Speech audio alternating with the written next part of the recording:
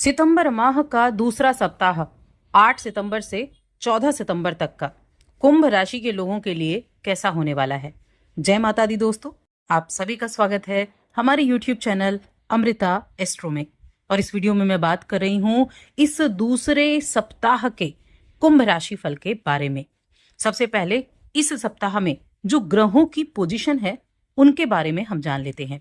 तो देखिए, सितंबर का दूसरा सप्ताह आपके लिए अगर देखा जाए तो जो ग्रहों के सेनापति मंगल देव हैं वो तुला राशि में प्रवेश करेंगे इस सप्ताह के अंतिम दौर में, यानी कि 13 तारीख को। और मंगल का तुला राशि में प्रवेश करना एक योग का निर्माण भी करेगा, जहां चंद्र की युति के साथ लक्ष्मी योग बनेगा, लक्ष्मी नारायण योग भी कह सकते हैं। शुक्र की राशि में मंगल के आने से आपको कई तरह के लाभ भी देखने को मिलेंगे। वहीं सिंह राशि में केतु, बुध और सूर्य, ये 3 ग्रह मिलकर त्रिग्रही योग भी बना रहे हैं।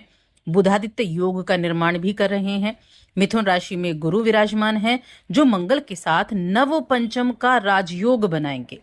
इसके साथ ही राहु आपकी राशि में बैठे हैं और आपकी राशि के स्वामी आपके द्वितीय भाव यानी कि मीन राशि में विराजमान है। तो ये तो है हमारी ग्रहों की स्थिति। अब इनका जो प्रभाव है वो कैसा रहेगा। अभी देखिए, अगर आप देखें तो ये जो सप्ताह शुरू हुआ है, यानी आज से ये सप्ताह शुरू हुआ है और ये पितृपक्ष का समय है जो कि 7 सितंबर से शुरू हुआ और ये पूरा सप्ताह पितरों को ही समर्पित है। तो इस सप्ताह में जो योग बनेंगे, जो तिथियां आएंगी, हर एक तिथि हर एक पितरों के लिए समर्पित होती है। तो कैसे आप इसका लाभ उठा सकते हैं इसके बारे में भी हम जानेंगे। तो आगे बढ़ने से पहले छोटा सा ही निवेदन है, चैनल पर पहली बार आए हैं, अभी तक चैनल को सब्सक्राइब नहीं किया है तो जरूर कर लें। अब चलिए बात कर लेते हैं हम कुंभ राशि की। तो देखिए, कुंभ राशि के जातकों की जब हम बात करते हैं तो ये जो जातक हैं ये बड़े दूरदर्शी होते हैं, स्वतंत्र होते हैं, प्रगतिशील सोच वाले ये कुंभ राशि के जातक कहे गए हैं। ये समाज और लोगों के लिए सोचने में विश्वास रखते हैं। आप जब तुला राशि ये कुंभ राशि के जातकों को जब देखेंगे तो इनको मानवतावादी की राशि कहा गया है, क्योंकि शनि इसके स्वामी है। कर्म ही इनका जीवन है, यानी कि अगर कर्म करेंगे, और देखिए बहुत कुंभ राशि के जातक ऐसे हैं जो बहुत कर्मठ होते हैं, बहुत ज्यादा मेहनती होते हैं, अनुशासन और कर्म का प्रतीक कहे गए हैं। वहीं जब हम इस सप्ताह की बात कर लेते हैं तो इस सप्ताह में कुछ चीजें बड़ी सकारात्मक दिखाई दे रही हैं आपके लिए। जैसे आपके कोई भी अगर रुका हुआ कार्य था, वो कार्य आपका इस सप्ताह में पूरा हो सकता है। समाज में आपकी मान सम्मान में वृद्धि होने के संकेत भी बड़े अच्छे बने हुए हैं। जहां भी आपका कार्य क्षेत्र है, जो भी आपका वर्क प्लेस है, वहां आपकी की गई मेहनत का फल मिलेगा। आपके जो प्रयास हैं, आप जो मेहनती हैं, उसकी तारीफ भी लोग करते हुए दिखाई देंगे। नौकरी पेशा जो जातक हैं उनको कोई नई जिम्मेदारी दी जा सकती है, उनको किसी तरह के नए काम से जोड़ा जा सकता है, उनके काम की सराहना होगी, उनके काम के जरिए ही उन्हें कुछ नई अपॉर्चुनिटी देखने को मिलेगी। बिजनेस कर रहे हैं जो इस राशि के जातक, और आप अपने बिजनेस को बड़ा एक विस्तार भी करना चाहते हैं उसका, तो प्रचार प्रसार इसका सहारा आपको जरूर लेना चाहिए। देखिए, थोड़े थोड़े अमाउंट करके आप प्रचार प्रसार का सहारा लें तो वो आपको सप्ताह के अंत तक उसका रिजल्ट दिखा सकता है। यहां अगर आप कोई यात्रा कर रहे हैं, सप्ताह के अंत में खास तौर से किसी यात्रा के जरिए आपको अच्छे लाभ की उम्मीद दिखाई दे रही है। तो ये जो सप्ताह है, ये अगर आप देखें तो आपके पितरों का बड़ा सपोर्ट है आपके साथ, और उनके सपोर्ट से ही आपको अच्छे रिजल्ट भी मिलने वाले हैं। ये समय आप ये भी कह सकते हैं कि अपने खुद के सकारात्मक पक्ष को देखने का है। आपने जो पिछले दिनों में जो कार्य किए हैं उनका रिजल्ट प्राप्त करने का है। आप लोगों की मदद करते हुए भी दिखाई देंगे, लोगों की मदद करेंगे, अपने ट्रांसफॉर्मेशन के लिए भी आप काम करेंगे। कैसे आप अपने ट्रांसफॉर्मेशन को कर सकते हैं। अब देखिए, मंगल जो है वो 8th हाउस में है, फिर वो 9th में जाएंगे, तो वो क्या कहें, वो काम कर रहे हैं आपके ट्रांसफॉर्मेशन के लिए, आपके जो कार्य है उस कार्य का रिजल्ट दिलाने के लिए। तो ये चीजें बहुत ज्यादा बेनिफिट देने वाली होती हैं।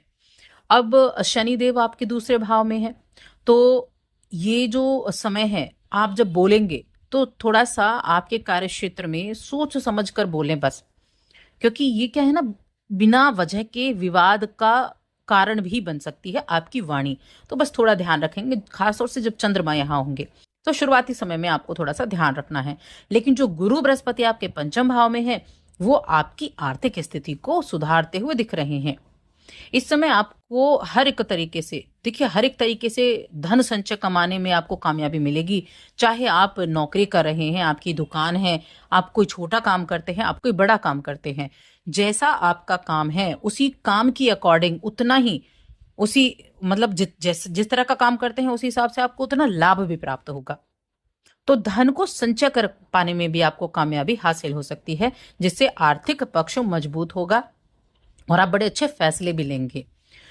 इस दौरान आप बड़ी समझदारी दिखाते हुए कुछ बहुत अच्छे निर्णय भी ले पाएंगे। ये निर्णय आपके घर परिवार से जुड़े हो सकते हैं। आपके पास जो भी खाली वक्त हो, जो भी आपके पास ऐसा वक्त बचता है कि आप सोच रहे हैं मेरे पास ये खाली वक्त है, देखिए बच्चों के साथ जरूर गुजारें, आपके घर के जो बड़े बुजुर्ग हैं उनके साथ जरूर गुजारें। खासतौर से तब जब ये पितृपक्ष चल रहा है तो ये ज्यादा महत्वपूर्ण हो जाता है, क्योंकि ये सबसे बेहतर आपका समय है। और जब आप इन लोगों के साथ वक्त गुजारते हैं तो ये बहुत बेहतर मरहम भी है, क्योंकि हम सभी जानते हैं कि बच्चे खुशियों का स्रोत हैं जो कभी नहीं खत्म होते। तो इस कार्य को आप जरूर करें, आपको अपने करियर में भी अच्छा रिजल्ट मिलेगा। वहीं अगर हम शिक्षा की बात करें तो इस सप्ताह में आपको, जो इस राशि के स्टूडेंट हैं उनको किसी तरह की यात्रा करनी पड़ सकती है, घर जाना पड़े या ऐसा कुछ हो सकता है। तो पढ़ाई थोड़ी डिस्टर्ब होती हुई दिखाई दे रही है, चाहे वो ट्रैवल की वजह से हो या आप खुद से कहीं ट्रैवल कर रही हो। तो ऐसे में मैं यही कहूंगी कि बेकार की यात्रा करने से आपको बचना है, वरना बाद में आपको परेशानी हो सकती है। तो बेकार की यात्राओं से तो आप जितना दूर रहेंगे उतना ज्यादा अच्छा रहेगा। वहीं अगर हम रिश्तों की बात करें तो प्रेम जीवन में भावनात्मक रूप से बड़े आप पॉजिटिव रहेंगे, यानी कि बहुत लगाव रहेगा एक दूसरे के साथ। और दाम्पत्य जीवन को देखें तो दाम्पत्य जीवन में काफी अच्छा दिखाई दे रहा है, एक दूसरे के साथ बड़ा अच्छा समय आप गुजारते हुए दिखाई देंगे। तो वहां उसके लिए भी अच्छी चीजें हैं। आपके परिवार के लोगों का, आपके जीवन साथी का बहुत अच्छा सहयोग बना रहेगा। और अगर किसी अविवाहित व्यक्ति के रिश्ते में कोई बाधा आ रही थी तो उसका समाधान होता हुआ दिखाई देगा।